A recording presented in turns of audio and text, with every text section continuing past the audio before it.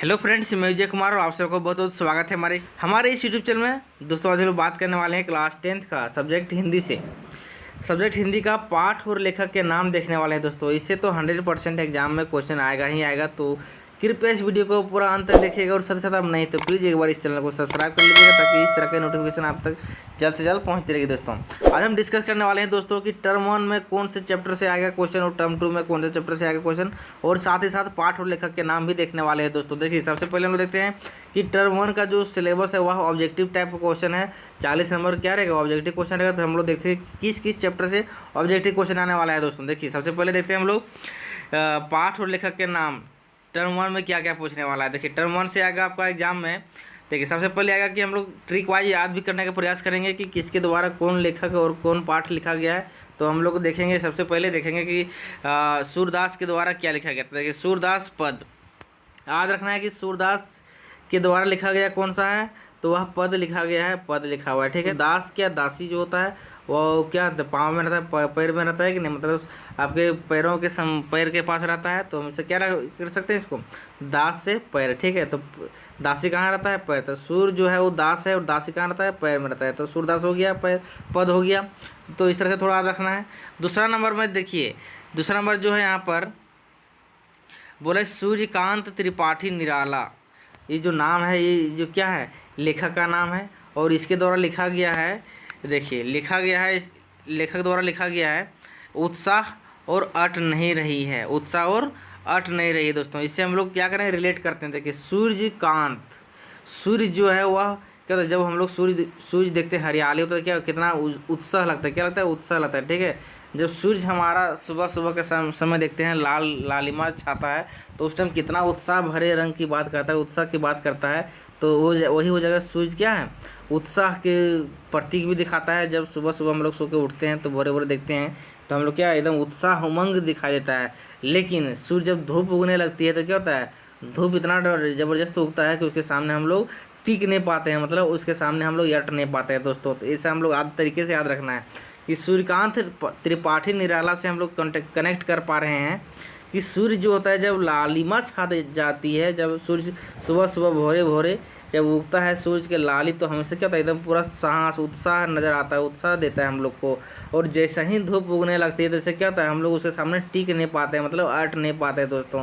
तो ये सब याद रखना है कि सूर्यकांत त्रिपाठी निराला के द्वारा उत्साह भी लिखा गया है और दूसरा क्या लिखा गया है, अट नहीं रही है, वह लिखा गया है दोस्तों। तो याद रखना है इस तरह से।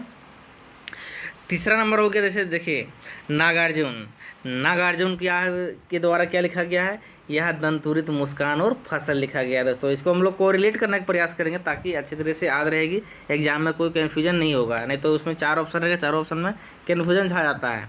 तो देखिए सबसे पहले हम लोग आगे वाला कनेक्ट कर रहे हैं, नाग जो है वो कहाँ पर आ रहा है, फसल में मिलेगा, अधिकतर फसल वगैरह में क्या होता है वो सब रहेंगे। और दूसरा अर्जुन, अर्जुन क्या दांत निकाल के मुस्की चवनियाँ मार रहा है कि नहीं, मुस्का रहा है। तो क्या हो गया, ये अर्जुन दंतुरित मुस्कान हो गया। और नाग कहाँ पर मिल रहा है, फसल में पाया जाता है, फसल में ही अधिकतर मिलेंगे वो सब, है कि नहीं, सांप वगैरह। तो ये सब क्या हो गया है, नागार्जुन के द्वारा दंतुरित मुस्कान भी लिखा गया है और साथ ही साथ फसल भी लिखा गया है। तो इसे हो गया कनेक्ट।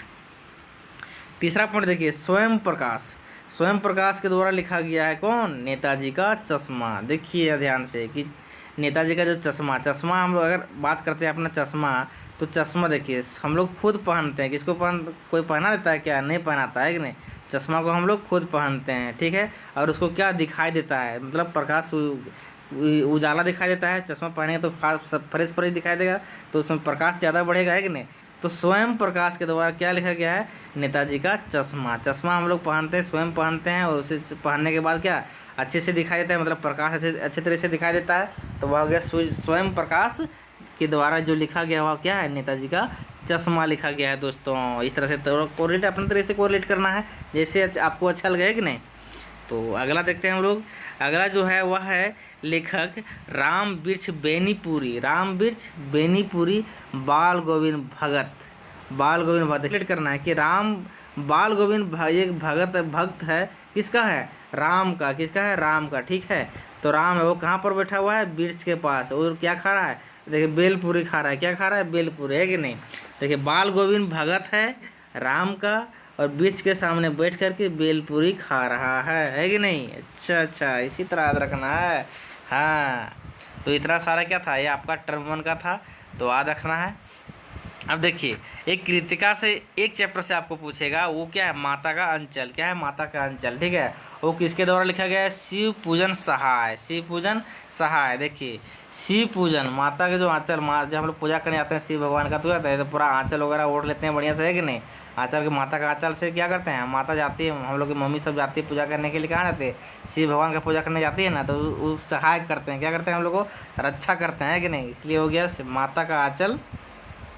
मम्मी सब जाती है, माता सब जाती है, क्या सबको जाते हैं, लेकिन यहाँ पर रिलेट कर रहे हैं कि माता जो है, मम्मी सब जा रही है कहाँ पर, शिव का पूजन करने के लिए। और वो पूजन क्यों करती है, थोड़ा सा हम लोग को थोड़ा शांति प्रदान करते हैं, सहाय प्रदान करते हैं, कि नहीं।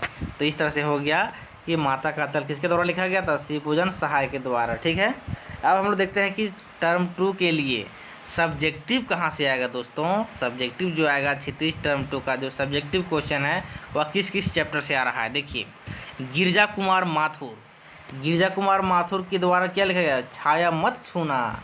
छाया मत छूना दोस्तों, देखिए सबसे पहले छाया को तुम छुएगा तो तुम गिर जाएगा। कहाँ हो जाएगा, गिर जाएगा, ठीक है। छाया को अगर छुआ तो तुम सीधे गिर जाएगा बाबू, माथुर साहब समझ लीजिए। छाया को अगर टच करते हैं तो आप सीधे गिर जाएगा। तो वही हो गया, गिरजा कुमार जो है, माथुर जो है, वो क्या कर रहा है, छाया को छू नहीं पा रहा है, कि नहीं। छुएगा तो क्या हो जाएगा, गिर जाएगा, इसलिए थोड़ा याद रखना है। अगला जो है ऋतुराज। ऋतुराज क्या होता है, देखिए समय से जब हम लोग को क्या था, ऋतु, इसको री जो लिखा था इस तरह से लिखा था, यहाँ पर टाइपिंग नहीं हो रहा था इस तरह से, ठीक है। तो इसमें कोई कन्फ्यूजन नहीं करना है। ऋतुराज में क्या होता है, कन्यादान। देखिए ऐसे भी रिलेट कर सकते हैं कि ऋतुराज कन्यादान कर रहा है। क्या कर रहा है, कन्यादान कर रहा है। ऋतु जो है राजा, वो क्या कर रहा है, कन्या को दान कर रहा है, ऋतुराज, है कि नहीं। तो ऋतुराम के एक राजा है, वह क्या कर रहा है, कन्यादान कर रहा है। तो फिर कन्या, ये सब क्या करता है कि कन्यादान करने का मतलब शादी विवाह का क्या आता है, समय आता है। तो उस तरह समय में क्या करते हैं, शादी विवाह होता है, उस टाइम भी कर सकते हैं कि अलग इसका एक सीजन आता है शादी विवाह का, तो सीजन से भी रिलेट कर सकते हैं कि शादी विवाह का कन्यादान, ठीक है। तो ये याद हो जाएगा, ऋतुराज क्या कर रहा है, कन्यादान कर रहे हैं। क्या कर रहे हैं, कन्यादान कर रहे हैं, ठीक है। अगला हम लोग रिलेट कर पा रहे हैं, देखिए सर्वेश्वर दयाल सक्सेना। सर्वेश्वर दयाल सक्सेना दोस्तों, देखिए सर्वेश्वर दयाल सक्सेना, मानवीय करुणा की दिव्य चमक। देखिए सर्वेश्वर जो दयाल है, वो बहुत ही दयालु है। क्या है, बहुत ही दयाल है। वो उसके पास क्या है, मानव की बहुत ही करुणा का दिव्य चमक है, मतलब उसके अंदर बहुत ही करुणा भाव है। किसके पास, सर्वेश्वर दयालु है। वो क्या है, बहुत ही दयालु है, उसके पास दयालु है, जिसके पास क्या करता है, उसके पास बहुत ही करुणा है, सबके साथ क्या करता है, मानवीय करुणा है, मतलब मानव के हित की बात करता है वह बहुत। देखिए हम लोग कभी देखते हैं किसी का दया आने लगता है, तो उस तरह से क्या है, सर्वेश्वर दयाल सक्सेना, तो उसके पास क्या है, बहुत ही मानवीय करुणा है, उसका दिव्य चमक है, वो उसके अंदर इतना सारा दिव्य मतलब करुणा उसके पास है कि वो क्या है, लोगों के सामने चमकता है, दिव्य चमक है कि नहीं। तो सर्वेश्वर दयाल जो है सक्सेना है, क्या है, मानवीय करुणा, उसका दयालु और करुणा का रिलेट करना है, ठीक है। तो इस तरह से रिलेशन हो जाएगा, ठीक है। अब आगे देखना है कि मन्नू भंडारी, एक कहानी यह भी है। मन्नू भंडारी दा का अलग ही बात है कि नहीं। तो बोल रहा है मन्नू भंडारी, बोल रहा है कि एक अलग ही कहानी उसका है मन्नू भंडारी का। तो जैसे नाम भी अलग है तो इसका कहानी भी अलग है। ये कहानी यह भी, इसका कहानी का टाइटल ही यही है कि मन्नू भंडारी का एक कहानी यह भी है। भंडारी कहानी है कि नहीं, मन्नू भंडारी एक कहानी, इस तरह से याद रखना है। तो हाँ, तो भा से भंडारी, भा से यह लास्ट में भी आ रहा है, तो इस तरह से याद कर सकते हैं। अगला जो है अतीन्द्र मिश्र के द्वारा क्या किया गया है कि लिखा गया है नौबत खाने में इबादत। देखिए अतीन्द्र मिश्र, नौबत खाने में इबादत, इसको थोड़ा याद रखना है आपको, इससे सब्जेक्टिव क्वेश्चन आपको पूछने वाला है। अतीन्द्र मिश्रा के द्वारा लिखा गया है नौबत खाने में इबादत। अतीन्द्र मिश्र है कि नहीं, तो मिश्र है नौबत खाने का, ठीक है। इसको थोड़ा याद रखना है आपको, और अगर नया आपको टाइटल सूझता है तो रिलेट कर पाते हैं तो आप रिलेट कर लीजिए। अगला जो कृतिका से जो एक चैप्टर है उससे पूछा जाए जॉर्ज पंचम की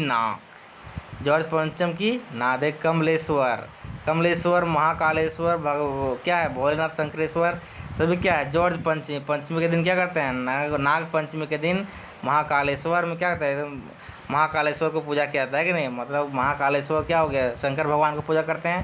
तो वही हो गया पंचमी, नाग पंचमी के दिन क्या करते हैं, भगवान शिव को पूजा करते हैं। शिव को क्या बोलते हैं, भोलेनाथ, महाकालेश्वर, शिवेश्वर सब बोलते हैं। तो वही उसे याद रखना है, कमलेश्वर, नाक कमलेश्वर है कि नहीं, नाक का नाक कमलेश्वर था। तो इस तरह रखते हैं। नाग पंचमी के दिन क्या करते हैं, भोलेनाथ को पूजा करते हैं। भोलेनाथ क्या महाकालेश्वर मंदिर भी है। तो इस तरह से आप रिलेट कर सकते हैं। और इस तरह से हमारा क्या हो गया, कृतिका का पाठ खत्म हो गया। मतलब इतने सारे आपके क्या, इतने देखिए चैप्टर तो और है, लेकिन आपको पूछेगा इतना ही से, तो आपको उतना ही याद रखना है, ज़्यादा याद रखने की कोई ज़रूरत नहीं है, ठीक है। तो इस तरह से हमारा क्या हो गया, सभी का पाठ और लेखक का नाम भी कंप्लीट हो गया दोस्तों। अब इसी से हम लोग देखते हैं क्वेश्चन, इंपॉर्टेंट क्वेश्चन भी तैयारी करेंगे। तो आप नहीं तो प्लीज़ एक बार इस वीडियो को सब्सक्राइब कर लीजिएगा, ताकि हमारा हर एक वीडियो का नोटिफिकेशन आप तक जल्द से जल्द पहुँचता रहेगी दोस्तों। चलिए मिलते हैं नए वीडियो में। जय हिंद, जय भारत।